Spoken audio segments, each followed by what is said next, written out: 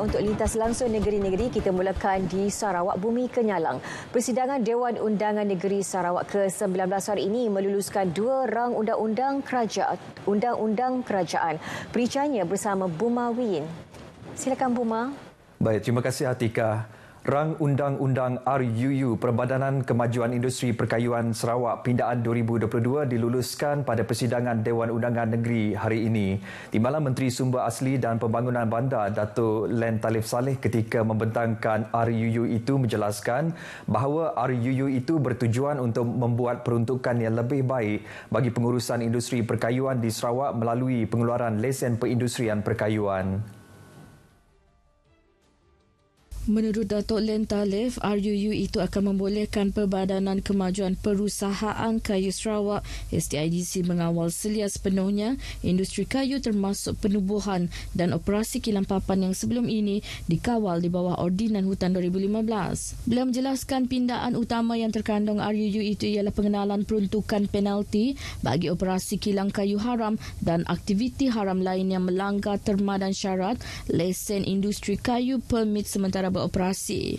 Datuk Len Talib berkata RUU itu juga bertujuan untuk memberi kuasa kepada pengurus besar untuk mengeluarkan lesen industri kayu mengikut terma dan syarat seperti yang ditetapkan oleh pengurus besar yang pada masa ini STIDC mengeluarkan sijil pendaftaran menurut Ordinan STIDC dan lesen kilang papan melalui perwakilan kuasa oleh pengarah hutan di bawah Ordinan Hutan 2015. Beliau menambah RUU itu menyediakan peruntukan bagi mana-mana individu yang ditangkap kerana disyaki melakukan kesalahan di bawah ordinan itu dibebaskan dengan bon peribadi dengan atau tanpa penjamin. Jelasnya lagi, rang undang-undang itu adalah manifestasi jelas komitmen tegas kerajaan negeri ke arah memperkukuh rangka kerja perundangan dan institusi bagi pengurusan berkesan industri kayu Sarawak. Datuk Len Talib berkata ini juga untuk meningkatkan keupayaan penguatkuasaan Sarawak dan mengubah industri perkayuan daripada lanskap konvensional kepada industri nilai tambah dan berorientasikan ekspor.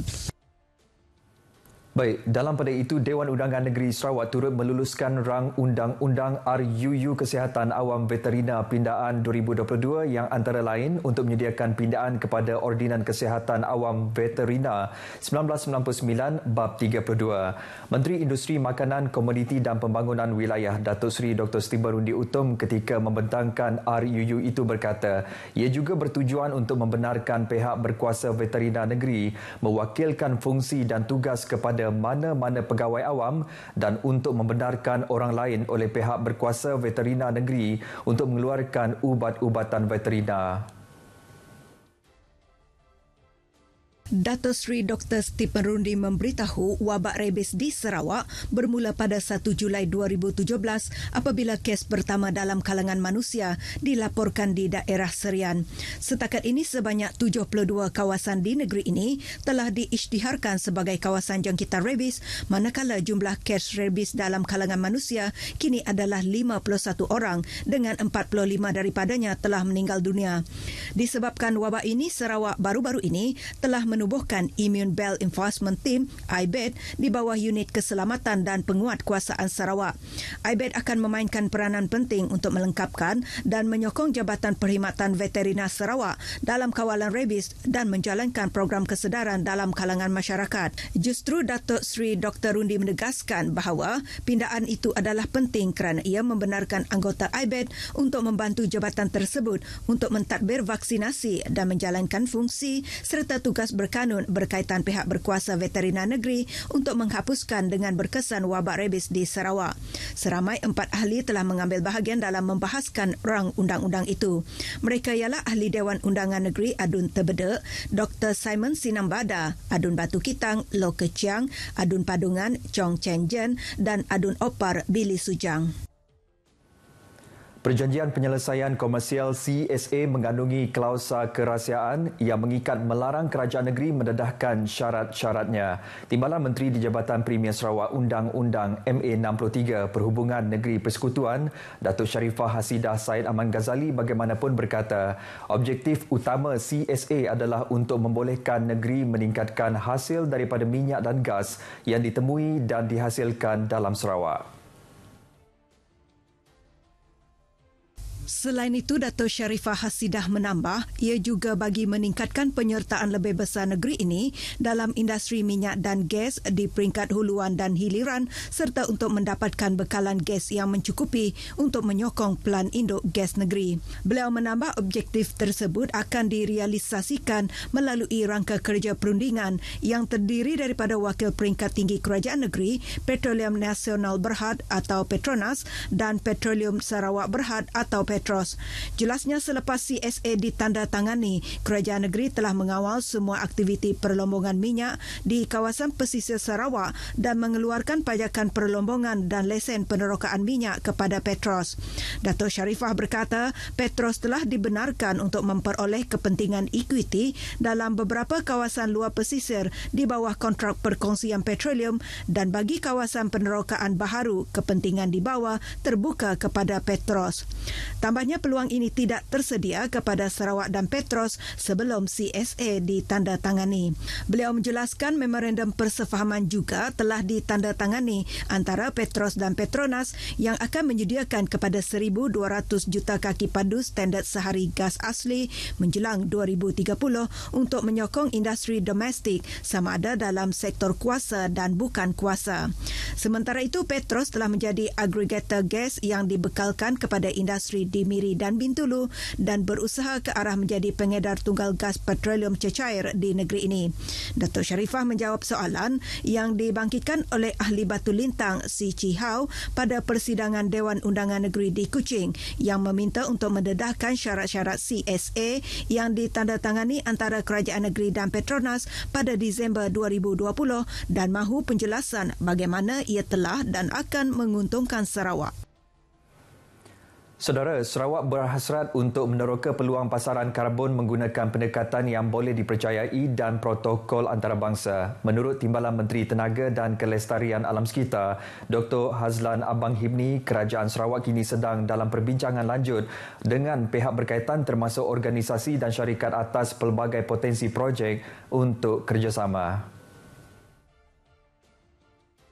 Dr. Hazlan menjelaskan pada masa ini Sarawak telah bersetuju untuk menubuhkan kumpulan kerja mengenai kredit karbon dan penangkapan serta penyimpanan karbon C4S antara Sarawak dan Singapura untuk menerokan dan membangunkan projek berpotensi bersama. Beliau berkata demikian dalam persidangan Dewan Undangan Negeri di Kuching bagi menjawab soalan daripada ahli Dewan Undangan Negeri Tanjung Datu, Azizul Anwar Pehin Sri Adenan Satim. Dr. Hazlan turut mendedahkan dasar ekonomi hijau Sarawak yang akan dilancarkan dalam persidangan karbon Asia 2023 akan datang di Kuching akan memanfaatkan peluang rendah karbon dalam penyelesaian berasaskan alam semula jadi ditambah dengan teknologi ke arah membangunkan ekonomi hidrogen. Jelasnya Sarawak mempunyai potensi dan peluang yang luas berasaskan alam semula jadi serta penyelesaian khususnya sektor perhutanan. Ini bagi mengukuhkan aspirasi Sarawak untuk bukan saja meningkatkan hutan sebagai menghasilkan tenaga biojisim dan peranan hutan sebagai penyerap karbon tetapi untuk mengalahkan biodiversity sebagai modal semula jadi untuk kelebihan daya saing dalam pertumbuhan hijau. Tambahnya, rangka tindakan ekonomi hidrogen yang kini sedang semak dan dikemas kini akan berpotensi untuk menghasilkan kuantiti besar hidrogen daripada 100% tenaga boleh diperbaharui untuk dieksport bahan api pengangkutan dan bahan mentah perindustrian. Sarawak ketika ini masih mengalami defisit dalam imbangan dagangan bahan makanan. Timbalan Menteri Industri Makanan, Komuniti dan Pembangunan Wilayah Sarawak, Datuk Dr. Abdul Rahman Ismail menjelaskan pada tahun 2017 jumlah ekspor adalah 1.02 bilion ringgit berbanding import iaitu 4.61 bilion ringgit yang mengakibatkan defisit sebanyak 3.59 bilion ringgit. Ujar Datuk Dr. Abdul Rahman pada tahun 2021 jumlah ekspor adalah 1.11 bilion ringgit berbanding import 5.77 bilion ringgit menjadikan defisit sebanyak 4.66 bilion ringgit. Jelasnya ia menunjukkan peningkatan defisit dalam tempoh 5 tahun yang lepas iaitu sebanyak 29.8%. Beliau memberitahu demikian ketika menjawab soalan dari ahli Dewan Undangan Negeri Adun Meluan, Roland Duat Jubin pada persidangan Dewan Undangan Negeri Sarawak ke-19 di Kuching. Datuk Dr. Abdul Rahman berkata bidang pertanian menjadi antara fokus utama dalam strategi pembangunan pasca COVID-19 2030 yang bertujuan untuk menjadikan Sarawak sebagai pengeksport bersih makanan menjelang tahun 2030. Beliau memaklumkan antara pendekatan yang diambil oleh kementerian ialah memfokus kepada pengeluaran produk agro makanan bernilai tinggi dan berskala komersial. Selain itu, katanya kementerian juga meningkatkan penglibatan sektor swasta di bawah model perniagaan Public, Private and Community Partnership PPCP. Tambahnya, kerajaan akan mengambil langkah untuk meningkatkan penyelidikan, pembangunan inovasi, penggunaan teknologi moden serta digital di sepanjang rantaian nilai pengeluaran.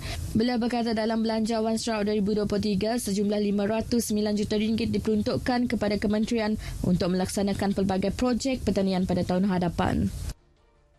Premier Sarawak Dato' Patinggi Tan Sri Abang Johari Tonapeng hari ini menerima kunjungan hormat daripada Delegasi Golf Sarawak bagi penganjuran kejohanan golf junior antarabangsa ke-22 di bangunan Dewan Undangan Negeri di Kuching. Kunjungan tersebut adalah bagi menjemput Datuk Patinggi Tan Sri Abang Johari bagi merasmikan majlis penutupan Sarawak Premier Cup di Eastwood Valley Golf and Country Club di Miri pada 1 Disember depan. Delegasi tersebut diketuai oleh Ketua Pegawai Eksekutif Eastwood Valley Golf and Country Club, Dr. Sri Lau Kiu Kiong. Dalam majlis ringkas itu, beliau turut menyerahkan piala sebagai simbolik kejohanan tersebut kepada Premier Sarawak. Baik saudara, sekian berita dari Sarawak. Kita kembali bersama Atikah di Angkasa Puri. Atikah, silakan. Baik, terima kasih Bu Mak untuk perkembangan dari Sarawak.